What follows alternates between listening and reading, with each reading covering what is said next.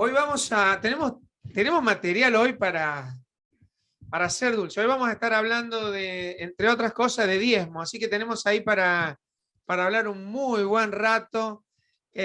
Así que quiero también que demos algunos temas más, pero quizás si se nos va el tiempo y como empezamos más tarde, vamos a ir rápido con algunos conceptos. Y si se va el tiempo, tenemos más charla para adelante. Así que nos relajemos, relájate ahí en casa y nos vamos a disfrutar esta tarde linda para aprender y para opinar mucho. Vamos a dar conceptos que algunos son claves, otros no son tan taxativos, algunas son opiniones, así que vamos a participar mucho hoy. ¿Sí? Muy bien, arranquemos. Estuvimos viendo en todas estas charlas principios de administración y el último que vimos es fidelidad. Quiero que te acuerdes de toda esta charla y estuvimos trabajando sobre la parábola de los talentos y hablamos de fidelidad. Y cuando el señor dueño de todos los bienes vino a sus siervos y les preguntó qué habían hecho con los talentos, con los que habían multiplicado, se alegró y le dijo, bien, buen siervo y fiel. ¿Se acuerdan, verdad? Y con el que lo había enterrado y no produjo nada, se enojó y lo trató de infiel. Y eso también nos hace pensar en situaciones de la vida. Y la pregunta para arrancar esta tarde es, ¿qué es ser fiel?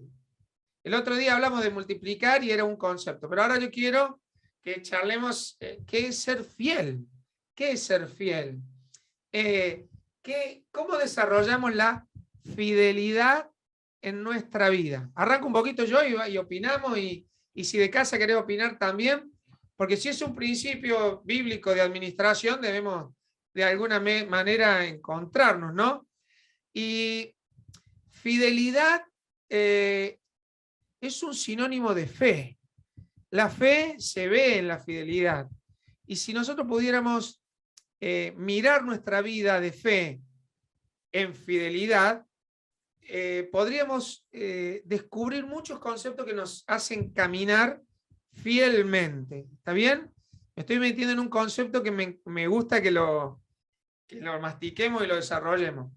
Y me hice esta pregunta, ¿cómo puedo ver si soy fiel? ¿Cómo saber si yo le respondo al Señor con fidelidad? Si me encontrara con Él, me dijera, bien, buen siervo y fiel, o bien flojito estuviste toda tu vida, miles de oportunidades y ahora, bueno, ¿cómo puedo saber si soy fiel?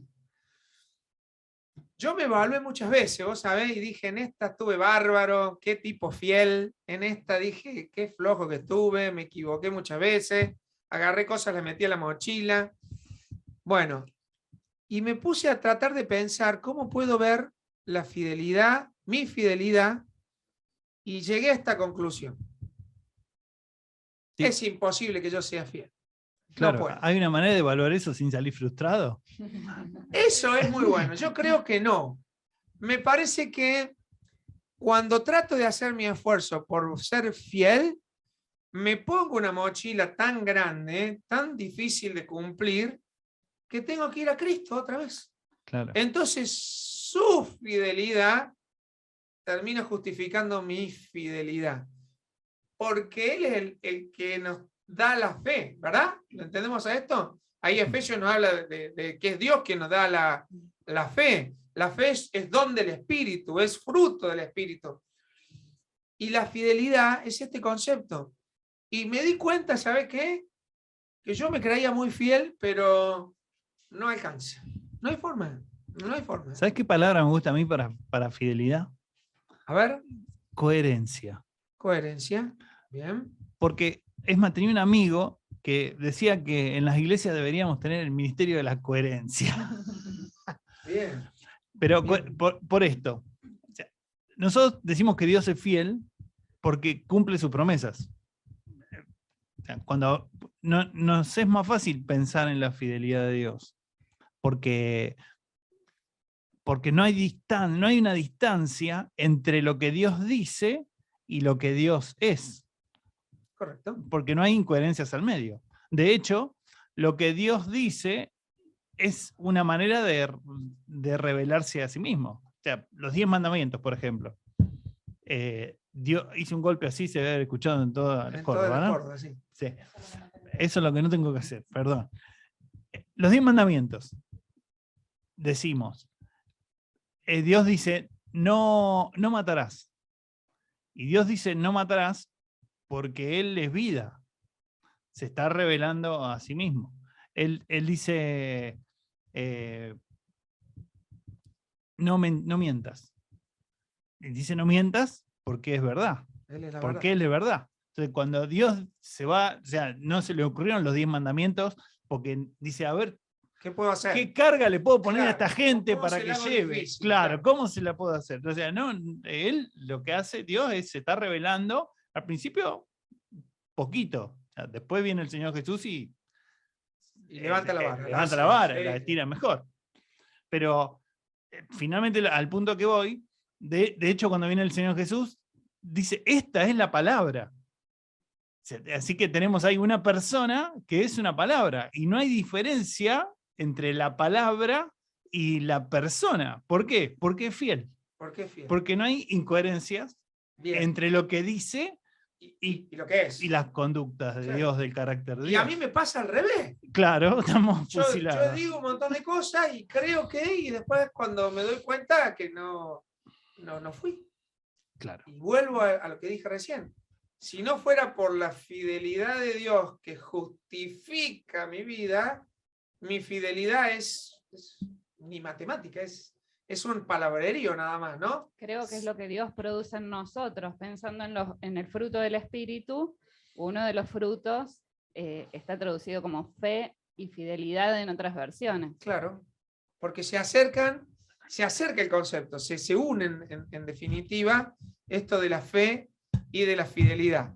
Bueno, en administración, el Señor nos desafía a ser hallados fieles. Entonces yo te quiero desafiar a que pienses este concepto de fidelidad como tu corazón cada vez más cerca del Señor para que Él pula y justifique y te lleve a conceptos puros de fidelidad que hablen de una coherencia, como decía Andrés, de nuestra relación con Dios. Y eso es lo que va, aún en nuestra imperfección, va a ir produciendo ese acercamiento de estar en el gozo del Señor en fidelidad. ¿Está bien? Y el tema de esta tarde, fidelidad en diezmar. Surgieron el otro día un montón de preguntas sobre cómo se diezma, el 10% de qué. Si el bruto o el neto. Claro, y había ahí, ¿de dónde lo saco? Algunos dicen, si yo diezmo ahora de mi recibo de sueldo antes los descuentos, después cuando me jubile no diezmo porque ya está diezmado, porque eso significa, y si pongo un plazo fijo que me actualice el valor del dinero, diezmo de los intereses, diezmo de no... Y hoy lo que menos quiero hablar es de una cuestión matemática. O sea, si es el 10 o el 15. Claro, porque por ahí diezmamos el 9,8 y nos vamos al infierno. ¿Nos iremos al infierno si no diezmamos? ¿A vos te parece? Yo no lo vi en ningún versículo eso. Yo no lo leí. ¿Está en el Nuevo Testamento? Yo no he leído eso. ¿Estamos? ¿Están los auriculares? ¿O todavía no? sé. No. Todavía no funciona. Bueno, no pasa nada. Sigamos. Primera conclusión del diezmo. No me voy al infierno. No hay un castigo eterno porque me olvidé de diezmar, porque no quise diezmar, porque decidí no diezmar. Obviamente que vamos a hablar y vamos a explicar claramente qué significa el diezmo y todo lo demás, ¿no? Pero la salvación no está en el diezmo. Y yo creo que esto es fantástico, porque si no, sería muy fácil. Pago la cuota y soy salvo, ¿no? ¿Se entiende? Y sería muy triste diezmar con ese pesar de hacerlo con tristeza. No. Es que es clave. Para hacer con alegría el diezmo. Es totalmente clave. Es negociarle a Dios, bueno, te pago un diezmo y vos haceme salvo, o vos bendecime, o vos cuidame, o vos dame, yo te doy el 10 y vos dame otro 20 y está bueno. No se trata de eso, ¿verdad? No estoy condenado al infierno por no diezmar. No tiene nada que ver con la salvación. ¿Podemos hablar un poquito de historia de cómo nace esto del diezmo? Avance. A ver, hablemos un poquito de Abraham. ¿Se acuerdan que hay ahí el primer Abraham. caso? Cuando Abraham viene de una batalla, que viene de rescatar a Lot, y hay todo un botín de guerra que él se trae, Y se encuentra con un personaje raro. con un nombre bien difícil, Melquisedec. Melquisedec, que tiene toda una simbología en Jesucristo. Por ahí no nos vamos a detener tanto en esto, porque si no también hacemos otra parte teórica ahí. Pero Abraham le ofrece el 10% del botín de guerra. O sea, fue un diezmo que él le ofreció al sacerdote, un sacerdote que no estaba pasando ninguna necesidad, no es que dependía de eso para...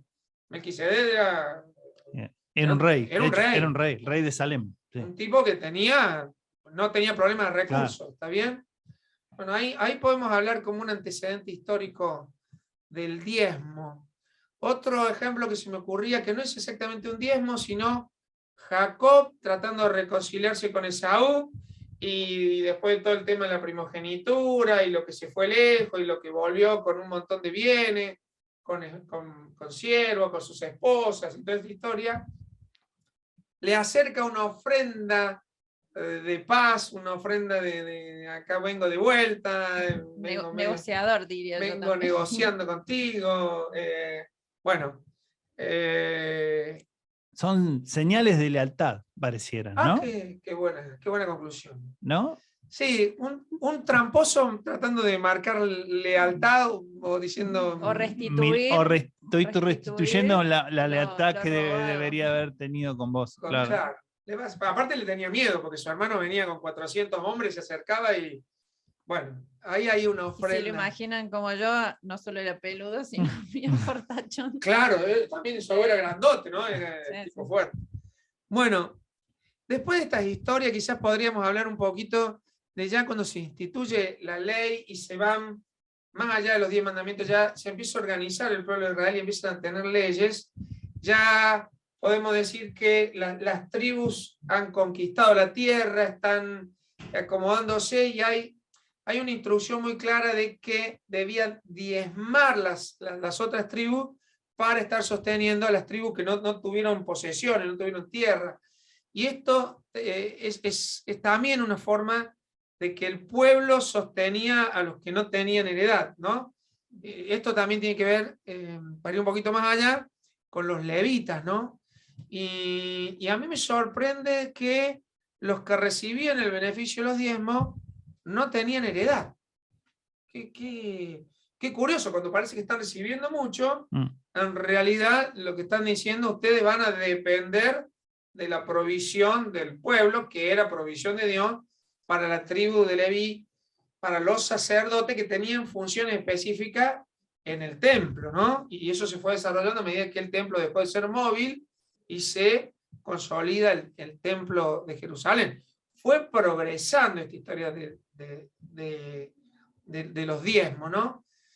Y acá, para hablar un poquito ya bien más puntual de cómo se diezmaba, los que tenían posesión, los que tenían campos y los que tenían ganado, traían esas ofrendas, esos diezmos, que servían para sostener toda la actividad del templo. Ya vamos a charlar un poquito de Malaquías, pero también servían para sostener a los pobres, a los que no tenían. Entonces, hay un complemento entre traer hacia el templo y que haya provisión. Y a mí me gusta lo que define Malaquías, ya lo vamos a leer, pero el diezmo ayudaba a sostener a los que no tenían. ¿Está bien? Ese era un concepto histórico. Y también aparecen conceptos de ofrendas, que venían también al templo para perdón de pecado a través de derramamiento de sangre. Y acá hay un concepto que me llama mucho la atención y que quiero que charlemos un poquito. ¿Por qué había que traer o una palomita o un cordero súper especial, primogénito, puro? ¿Qué era? ¿El que tenía más pecado pagaba más? No. No, ¿Qué ven? A ver. Era darle la posibilidad a todos de darle a Dios. Entonces, el que tenía mucho, ofrendaba mucho, y el que tenía poco, podía ofrendar una palomita que supongo que como hoy estarían Hoy todos traeríamos acceso. palomitas.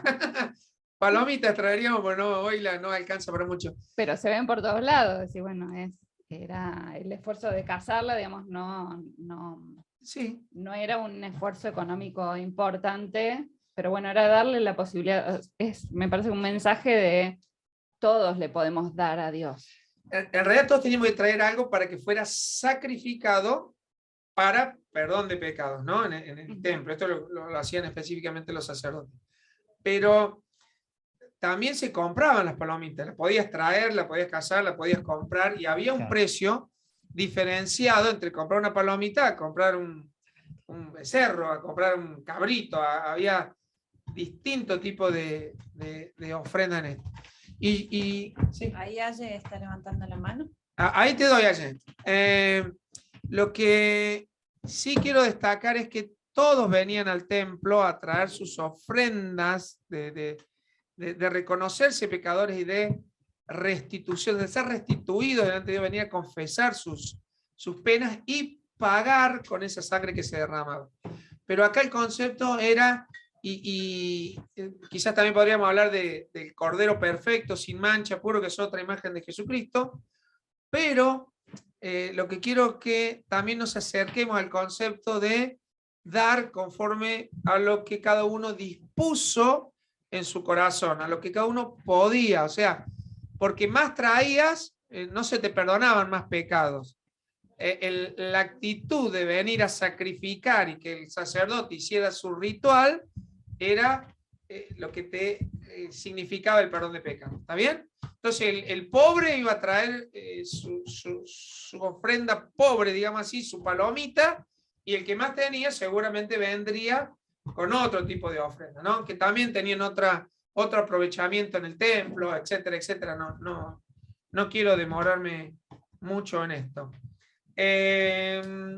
Ayelen, ahí estabas con una pregunta, dale. Buenas, ¿cómo va? La pregunta, bueno, es una pregunta un poco teórica. No me quedó muy claro para quién iba bueno, vamos a llamar del diezmo en el tiempo de los levitas. No sé si era para sostener no entendí si era para sostener a las tribus o a las familias que no tenían heredad, o que los que no tenían heredad eran justamente los que daban para los sacerdotes. No me quedó muy claro eso. Claro, ahí vamos. Los levitas tenían que dedicarse a todas las actividades que tenían que ver con la administración de la adoración, todo lo que tenía que ver con el templo. Específicamente dentro de los levitas estaba la tribu de Aarón, que eran los sacerdotes, ¿está bien? Entonces, los diezmos venían al templo, donde ahí había una distribución a los levitas, y el 10% de esos diezmos tenían que ver con el sostenimiento de sacerdotes. Por las dudas, Aye, Levi era uno de los hijos de Jacob, y en realidad, fíjate que hay 12 tribus, que están los dos hijos de José, que podrían ser 13 tribus, pero en realidad la tribu de Leví es la que no tiene tierra. Entonces son 12 tribus que aportan un 10%, o sea, los levitas recibían el 120%, una cosa claro, así sería. Sí, 110, porque ellos no tenían. Bueno, No, pero hay de todas las tribus un aporte, pero no queremos detenernos en el aporte matemático y cálculos, porque tampoco era que venían específicamente con plata. Con el paso del tiempo, se dieron cuenta que el que tenía que traer desde la otra punta, miles de kilómetros, caminando su hacienda para traerle una ofrenda al templo, era más fácil si lo vendían y lo tributaban. Miren el lío que me estoy metiendo ahora. En los tiempos de Jesús estaban todavía vigentes los sacrificios y todo eso, pero ya se había de alguna manera institucionalizado el diezmo como si fuera una especie de impuesto religioso. ¿Está bien? En aquellos tiempos existían impuestos que iban para el César, que también estaban a cargo de los recaudadores de impuestos, como se acuerdan de Mateo, se acuerdan de Zaqueo. Había recaudadores que recaudaban para la comuna, para el gobernador y para el César. Y había toda una cantidad de acuerdos de mínimos y máximos que tenían que tributar. Y también para el templo, una especie de impuesto religioso. Así funcionaba, porque de verdad para el tipo que venía de 200 kilómetros hasta Jerusalén a traer su ofrenda, sus diezmos, era más fácil venderlo y venir con el equivalente y pagarlo, volverse, cumplir con todo el ritual y se terminaba, ¿no? De alguna manera, mientras el pueblo fue creciendo, esto también se fue acomodando a distintas circunstancias. Y también al riesgo que significaba venir con dinero o venir con sus animalitos, con su cosecha o con lo que fuera, ¿no? Y así que también esto fue tomando perfiles prácticos. No quiero seguir más, porque ya estoy casi en el Nuevo Testamento, sin antes leer Malaquías. ¿Tenés ahí Malaquías, Anelia? 3:10, si no me equivoco, sí. Porque este versículo para mí me parece clave y muy importante. En un contexto donde el profeta está hablando con el pueblo, que le está reclamando que ellos le habían robado a Dios.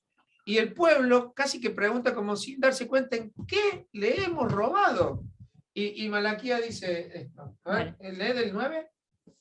Dale, ustedes están bajo maldición porque toda la nación me ha estado estafando. Traigan todos los diezmos al depósito del templo para que haya suficiente comida en mi casa. Si lo hacen, dice el Señor de los ejércitos celestiales, les abriré las ventanas de los cielos. Derramaré una bendición tan grande que no tendrán suficiente espacio para guardarla. Inténtenlo, pónganme a prueba. Bien. ¿Sí? No, está ahí, porque ahí tenemos para sacar. En este contexto donde hay un reclamo de que no estaban proveyendo lo suficiente para las necesidades del templo, el profeta le dice, te están robando a Dios. O sea, hay una situación ya pactada con bendición del cielo para que así fuera esto de traer los diezmos al templo. Pero acá me quiero detener en esto. Traigan vuestros diezmos al alfolí del templo, ¿sí? a la recaudación que había en el templo. Y dice, para que haya alimento en mi casa, dice el Señor. ¿Está bien? Entonces, acá vamos a descorchar un poquito, a despuntar un poquito, me salió descorchar como, Sí. a deshojar un poquito. Y lo veo al pastor Walter ahí, así que lo voy a usar de ejemplo a él, nada más. Sé quién es y él me conoce a mí, así que voy a usar su vida. Cuando decimos traigan los diezmos al templo o traigan los diezmos a la iglesia Nueva Vida, bajo ningún punto de vista estamos diciendo traigan los diezmos a la casa del pastor Walter. ¿Está bien? Y esto lo digo porque es un concepto que en nuestra iglesia funciona muy bien, súper claro, súper ordenado y muy equilibrado esta situación.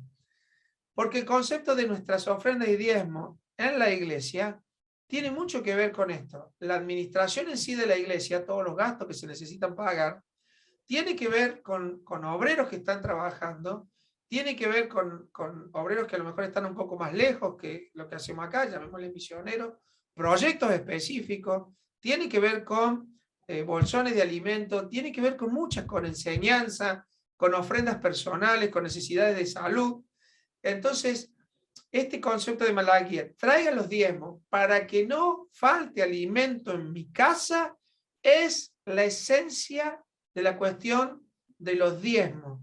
Porque vuelvo a decir, los que recibían los diezmos no tenía que ver con un enriquecimiento personal, tenía que ver con la administración del templo, tenía que ver con la administración de las cosas de Dios y tenía que alcanzar y cubrir con toda la necesidad de los que estaban ahí.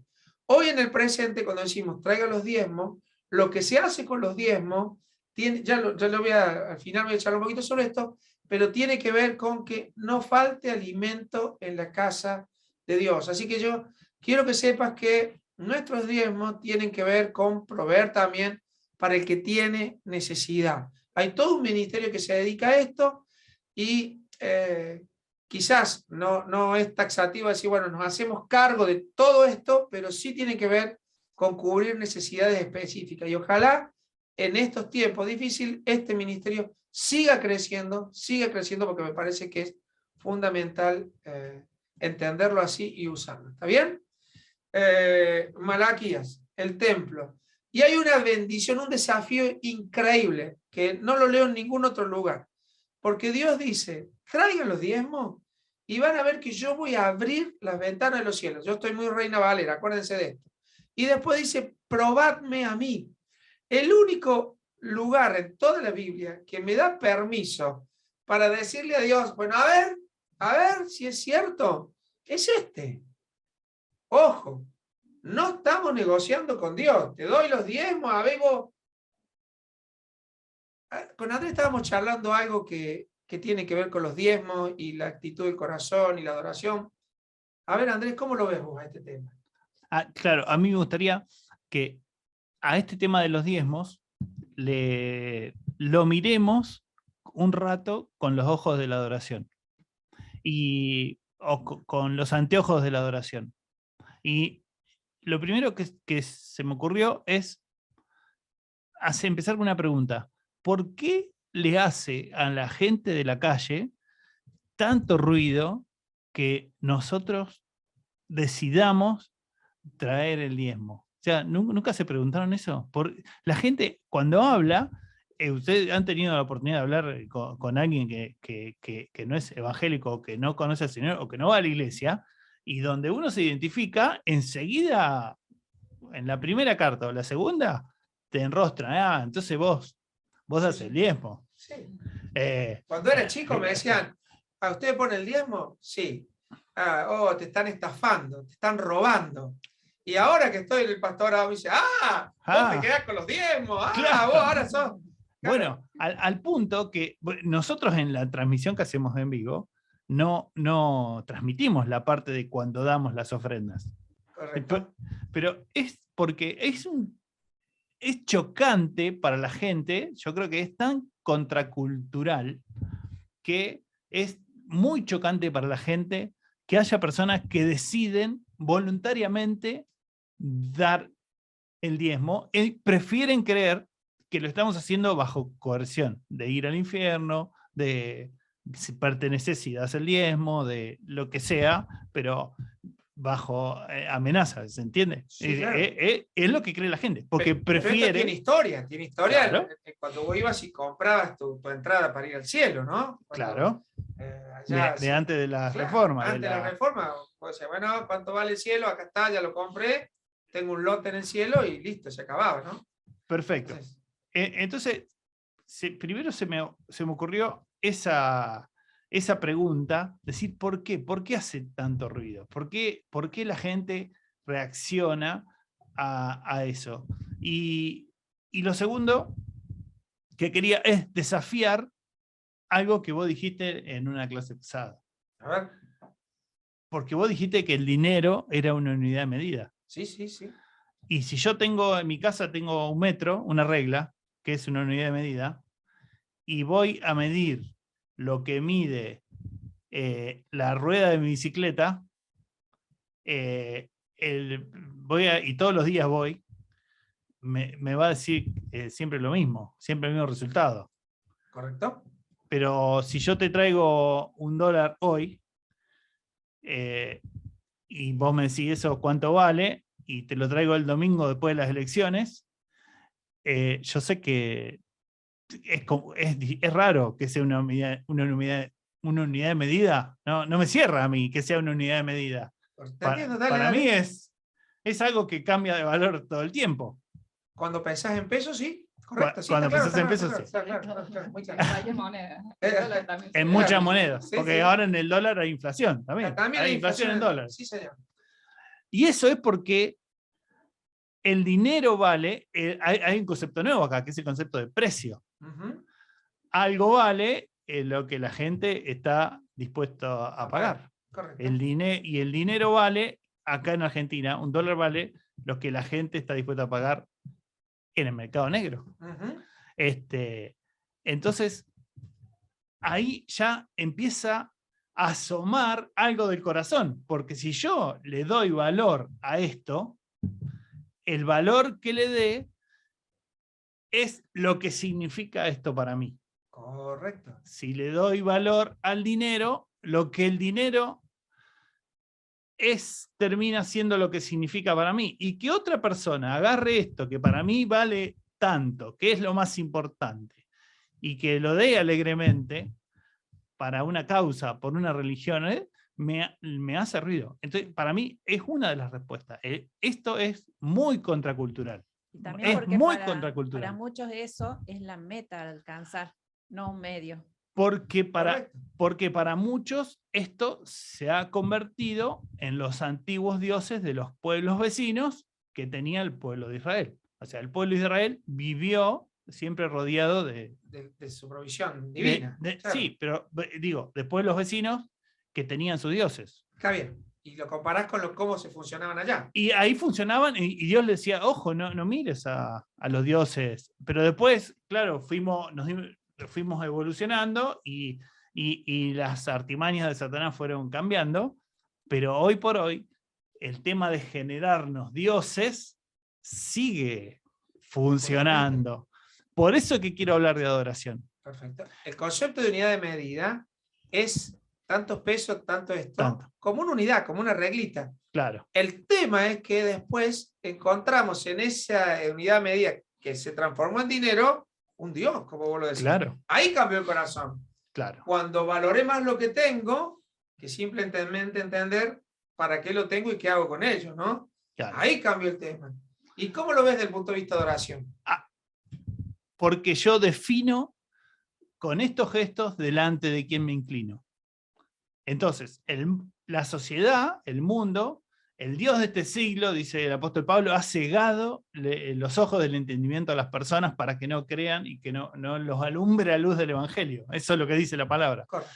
En esa ceguera, una de las cosas que pasan es el mundo se contesta una pregunta que tiene adentro, que todos tenemos adentro, de muchas maneras. Y la pregunta que se contesta es, ¿quién va a confortar mi alma? ¿Quién lo va a hacer? ¿O qué? ¿O qué?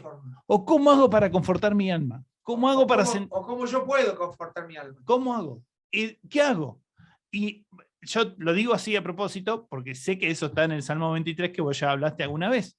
Y que vamos a hablar. Y que seguramente vas a seguir hablando.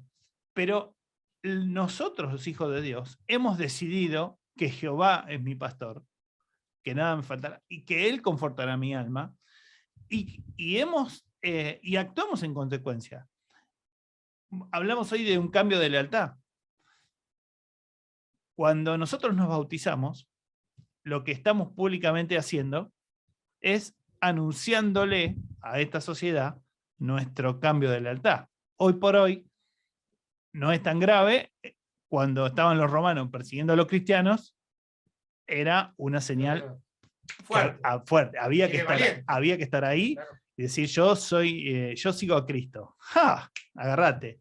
¿Por qué? Cambió mi lealtad. Mi lealtad no está con el César. No está con el César. Eso era revolución pura, ¿no? En ese momento era terrible. O sea, era condenación incluso. Eso era pagar un costo alto por cambiar mi lealtad. Hoy nosotros decimos, bueno, me bautizo, mi lealtad está en otro lado. Yo sigo al Señor Jesús, he creído, soy una nueva criatura. ¡Pum! No soy más como antes. En este concepto que vos estás hablando de lealtad, sí, y de adoración, para ser práctico, ¿podemos definir 6, 7 aspectos de adoración que sean prácticos para que todos entendamos lo que estamos hablando? ¿Cómo yo rindo mi lealtad en adoración? Sí. ¿Se te ocurre?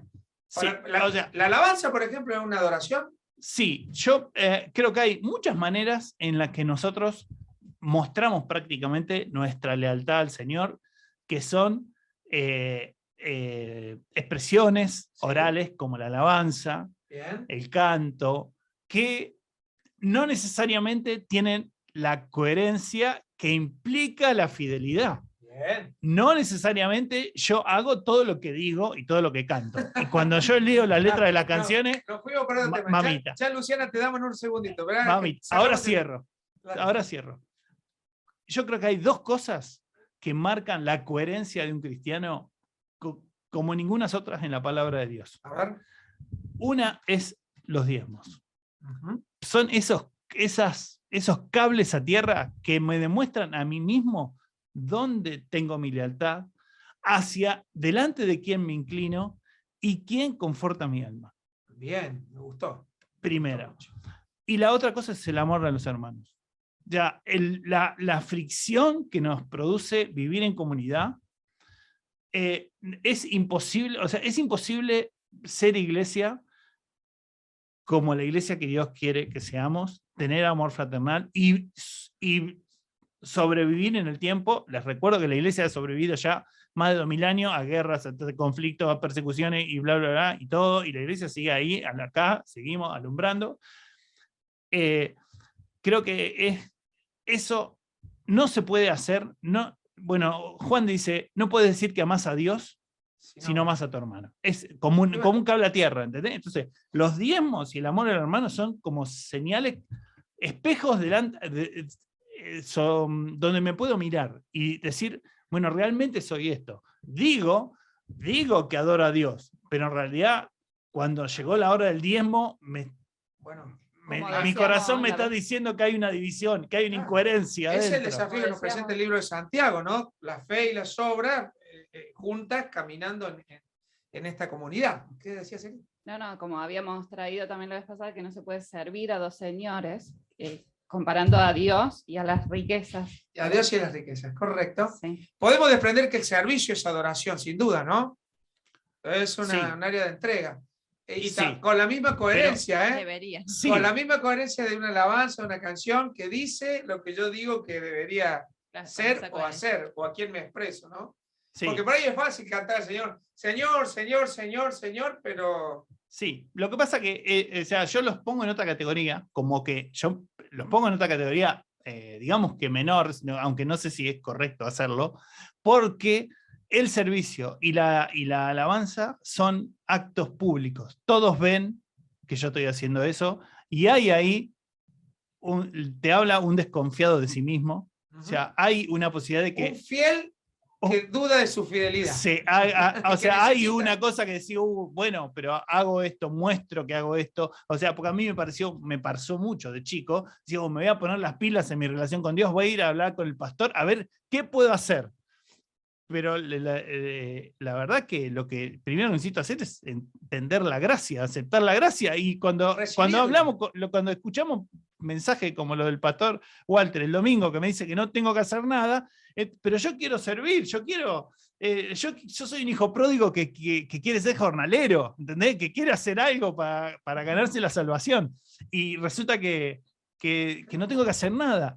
Entonces, me parece que el otro escalón es el diezmo y el amor, son cosas que nos prueban a un nivel más íntimo, porque son cosas que decido anónimamente. O sea, son cosas... Yo te quiero decir algo ahí. Primero, Pastor Walter, un desafío para hablar del amor, y acá nos vamos a ir lejos, ¿eh? Está el desafío eso. Próximo curso vamos a hablar del amor a los hermanos. Pero el diezmo, en esa intimidad secreta que vos decís, que por ahí el que levanta la ofrenda no te está mirando, puso el diezmo, no puso el diezmo. Quizás desde tesorería se registra eso por una cuestión de orden, pero cuando la iglesia tiene fidelidad en los diezmos, esa adoración fluye, ¿eh? Sí, Eso se claro. ve, y a su vez pastoralmente, ese corazón de la iglesia, que son las finanzas, palpita en son de los diezmos, y eso se ve, se entiende. Porque eso refleja cómo se está entregando a la iglesia. Y nuestra iglesia es muy fiel en Es diezmar, una, de coherencia, o sea, es muy es coherente. una señal hermosa de coherencia. O sea, creo que cualquier pastor que lee la palabra dice, los hermanos están diezmando, los hermanos se perdonan entre ellos, hay amor fraternal, se alegra mucho más de que los hermanos canten una alabanza el domingo. Claro que sí. Bueno, quiero preguntarle a Luciana, que está ahí levantando la mano, la veo en la pantalla, y quiero avanzar con 2 o 3 temas más, y ya nos quedó roles que no los vamos a poder ver hoy, pero bueno, dale, Luciana, tu pregunta. Hola, sí. Bueno, la pregunta mía es la siguiente, es específicamente sobre el diezmo, y esto es lo siguiente lo que quiero preguntar. Conozco otras, digamos, congregaciones donde el pastor o los pastores no tienen, por así llamarlo, un trabajo secular, se dedican solamente a la tarea pastoral. Y entonces, hablando en una oportunidad con uno de ellos, le digo respetuosamente, ¿no? De qué viven. Y me dice, no, del diezmo, porque hay un porcentaje que corresponde a los pastores, y eso es lo que me dijo. No le dije nada porque me quedé con muchas dudas. Y la pregunta es, ¿qué hay de bíblico? ¿Qué hay de correcto? ¿Es correcto? ¿No es correcto? Me quedaron muchas dudas con ese tema. Por eso quería ver si me tengo que retirar en un ratito, pero si me la podían aclarar. Intento responder rápidamente esto porque sin duda que hay muchas formas de opinar sobre esto, ¿está? Y dentro de lo que hoy decía, de que queríamos opinar, hemos tratado de enseñar la historia, los versículos bíblicos, pero después hay un montón de interpretaciones. Incluso hay teólogos que dicen que el diezmo fue una institución del Antiguo Testamento, que ya no está en el Nuevo Testamento, que eso fue parte de la ley ya cumplida. Otros teólogos dicen no, porque la primera institución del diezmo fue patriarcal, no fue de la ley, y esto tuvo que ver con bendición a Melquisedec, que tiene simbología con Cristo, y hay que seguir honrando con los diezmos. Otros hablan también del diezmo, de los diezmos, como el sueldo de los pastores. Hay otros pastores que dicen, el diezmo es mío, chao, y se lo llevan. O sea, se han desarrollado tantas teorías que tienen que ver con la riqueza y con el amor al dinero. Y ahí, lamentablemente, en muchos lugares funciona así. Nosotros, hace yo 50 años que vengo a la iglesia y ha sido muy sana en estas cuestiones administrativas y el destino de los diezmos, ¿está bien? Entonces yo lo que sí quiero hablar es de cómo funciona nuestra iglesia. Nosotros tenemos pastores que están trabajando prácticamente a tiempo completo o a medio tiempo, los cuales reciben un sueldo que desde la organización administrativa se va hablando, se va viendo, y se los trata de honrar de la mejor manera posible, con coherencia otra vez, en función del presupuesto mensual, de cómo se va planificando la construcción, los ministerios, etcétera, etcétera. Así que en nuestra iglesia hay mucha coherencia en eso y es, la verdad, muy transparente, y eso es muy bueno. Hay otras que tienen otras medidas. A mí me ha tocado como contador asesorar a iglesias donde directamente los diezmos se los lleva el pastor, la familia pastoral. Y bueno, yo no puedo decirle, ojo, guarda, hay situaciones. Ahí me parece que ahí se perdió este concepto del amor fraternal, de la identidad de someterse uno a otro y de rendirse cuentas, y se terminó transformando esta unidad de medida en una situación donde me enriquezco. Y por eso empecé hablando de que sacerdotes y levitas dependían de la provisión divina y no tenían heredad. Sí. ¿Está bien? Yo creo que es sano establecer de que el diezmo es algo personal de nuestro corazón para Dios. Para Dios. Lo que reciben los pastores, o lo que reciben los obreros, los misioneros, es una cuestión de honra. O sea, porque la palabra dice, al que honra, claro, honra. O sea, y con claridad habla que el obrero es digno de su salario. O sea, eso es una cuestión de coherencia también. Pero nosotros, cuando damos al Señor, le damos al Señor y ahí se acabó nuestra historia. Punto. Si nosotros empezamos a pensar qué pasa de ahí adelante, no estamos dando al Señor. Detenete ahí porque acá es brillante. Me ha pasado muchas veces, porque tuve muchos años de mi vida en la parte de la tesorería de la iglesia, que alguien me decía, primero que la iglesia siempre rinde cuentas una vez al año. Ahora por cuestiones de pandemia no se ha visto tanto, pero siempre se rinde cuenta de todo lo que se hizo a toda la membresía, ¿no? Pero mucha gente decía, yo quiero diezmar, pero para esto, y quiero que se haga esto, y empieza a poner condiciones. Claro. Che, le mandamos una ofrenda, por decir algo, a un misionero o a un pastor, y después el pastor o el misionero se compró un chocolate. Ah, no, yo no le di la ofrenda para el chocolate. Y hay un error gravísimo en la intención de mi corazón. Totalmente. Porque mi ofrenda, mi diezmo, es Dios y yo. Sí. Es mi adoración a Dios. No le pido cuentas al... No. Perdimos el enfoque. Ahí me paso a ser el Señor me pongo en lugar de Dios. Ahora, el que administró, el que recibió la provisión del cielo y la malgastó, le rinde cuentas a Dios, no a mí. Claro. Y eso es grave. Es un tema que que otra vez nos lleva al concepto de fidelidad, ¿no? Sí. Es importante. Sí, y es importante también decir que Dios mide a sus siervos con una vara más exigente de la que mide a los que no han sido llamados. O sea, si quieren, para revisar rápidamente, revisen la historia de Moisés. Moisés le pegó fuerte a la piedrita y se quedó afuera. Ujú. Ojo. Ojo Bueno, con eso. Pastor Walter se está quedando sin pastores, se está quedando sin líderes. El Señor mide más fuerte. Walter, dale, pastor, te escuchamos. Sí, aunque no te guste la NTV o tengas fidelidad a la Reina Valera, pero en 2 de Corintios 8:8 dice: no hablo como quien manda, sino para poner a prueba por medio de la diligencia de otros, también la sinceridad del amor vuestro. Y te lo leo en la NTV, volviendo a lo que dijo recién Andrés, con respecto a la motivación o a la parte de la adoración. Pablo le había pedido a los corintios que hicieran una ofrenda, o ellos habían dicho, vamos a ofrendar para los pobres en Jerusalén, y Pablo manda a Tito con un grupo de gente a avisarles, miren que dentro de poco vamos a pasar a buscar la ofrenda. Y Pablo les dice, te lo leo en la NTV, no estoy ordenándoles que lo hagan, pero pongo a prueba qué tan genuino es su amor al compararlo con el anhelo de las otras iglesias. Es decir, un pastor, no sé si se acuerdan del pastor Eduardo Sosa Gómez, me acuerdo que en una reunión dijo, tu amor al Señor se prueba cuando tenés que poner la mano en el bolsillo y ofrendar. Y muchas veces es parte de nuestra adoración, es ese acto personal y genuino de darle al Señor. Es para Él, no hay otra cosa. Puede haber fe, puede haber obediencia, pero tiene que haber amor. Si no va acompañado de amor, pierde mucho valor. Cuando hablamos de contentamiento, Carlita, ¿podés poner ahí el principio número 9?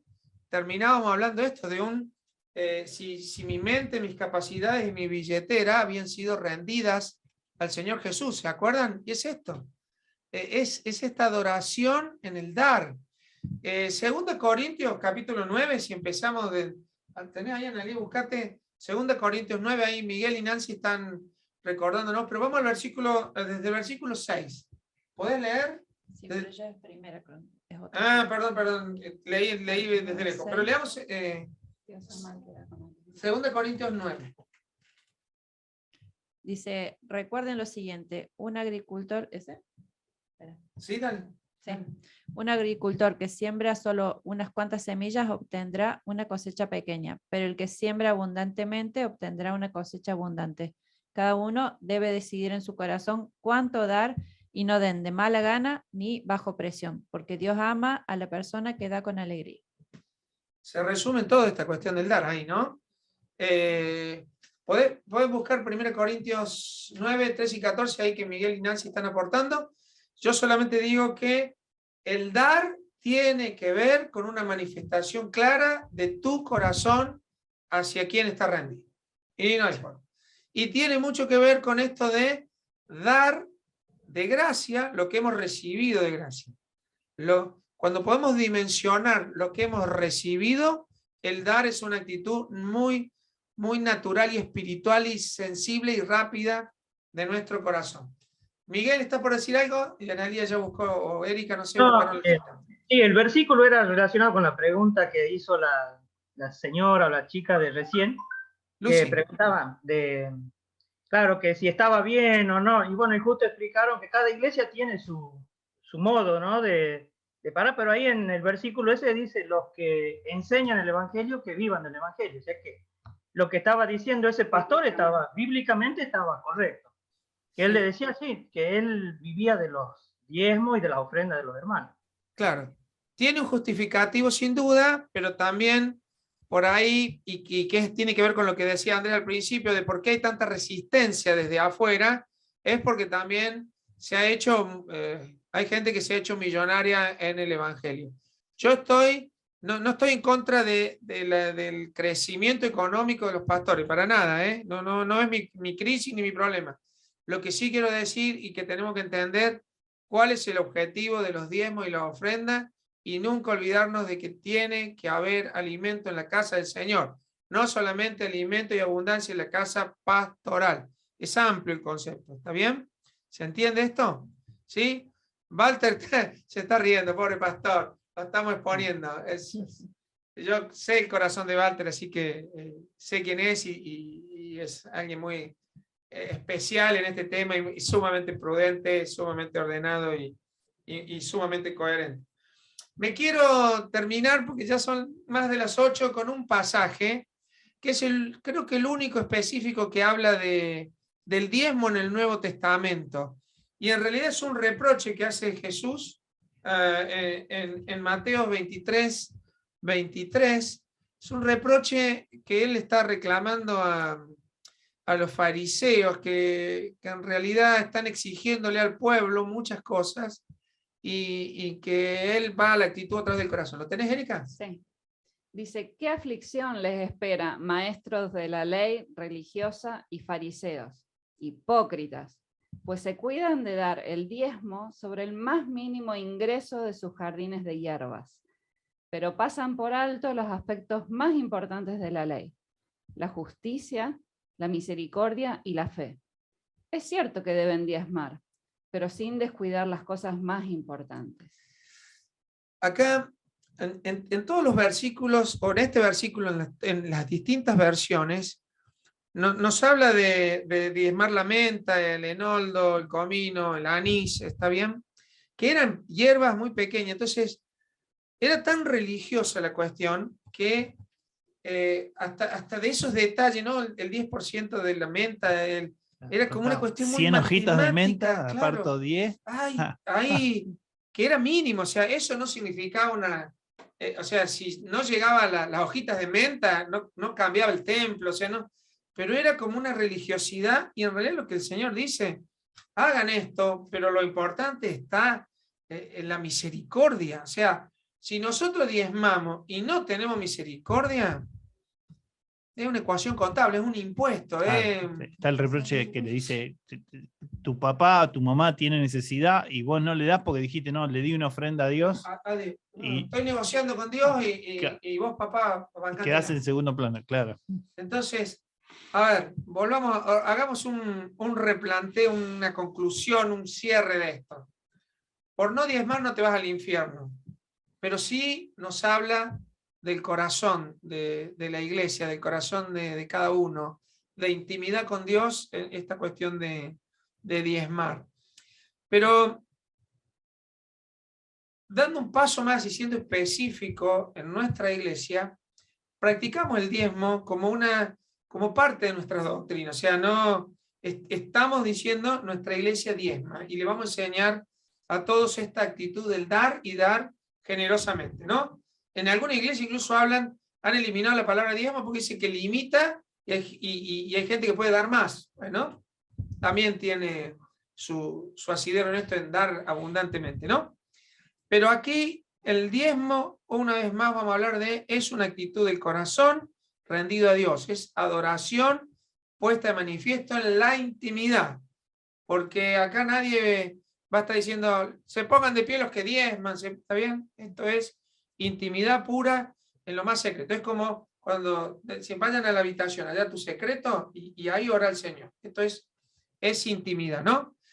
Y cuando nosotros diezmamos, en realidad está mostrando ese compromiso con el Señor y estamos entendiendo que estamos comprometidos con el proyecto de la iglesia, de nuestra iglesia local donde estamos participando. Y le estamos delegando bienes y talentos para que los administradores de la iglesia administren con fidelidad, ¿no? Que es requisito para los administradores. Estamos delegando para que los pastores puedan extender el reino y puedan desafiarnos a ir allá lejos con la extensión del evangelio, cumpliendo con la gran comisión. Estamos dándole dignidad a los obreros que cobran su salario y estamos con mucha claridad entendiendo que nuestra provisión está en manos del Señor. no en si estás con la obligación de diezmar. ¿Está bien?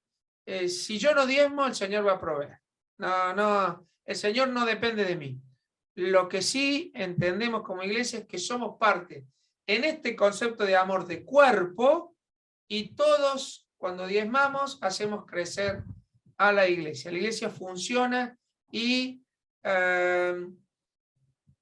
quiero dar experiencia de por lo menos 30 años de haber trabajado en la parte administrativa, que la iglesia aquí en Calle Peredo ha sido muy fiel en diezmar, y que el Señor ha abierto la ventana de los cielos.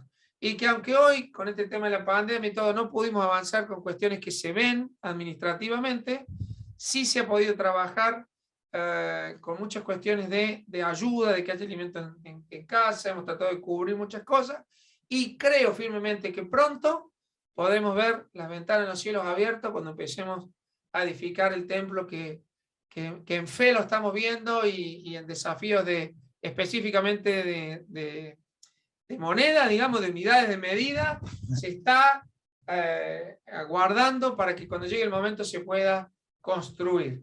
Diezmo es adoración que abre la ventana de los cielos. Una llave que empieza en mi corazón y llega hasta el cielo. Así que, ¿diezmamos o no diezmamos? Por supuesto. Es clave, me parece, ¿sí? ¿Sí? Nadie se va al infierno por esto. Pero probadme a mí, dice el Señor. Y en realidad te estás probando vos mismo y estás rindiendo la billetera.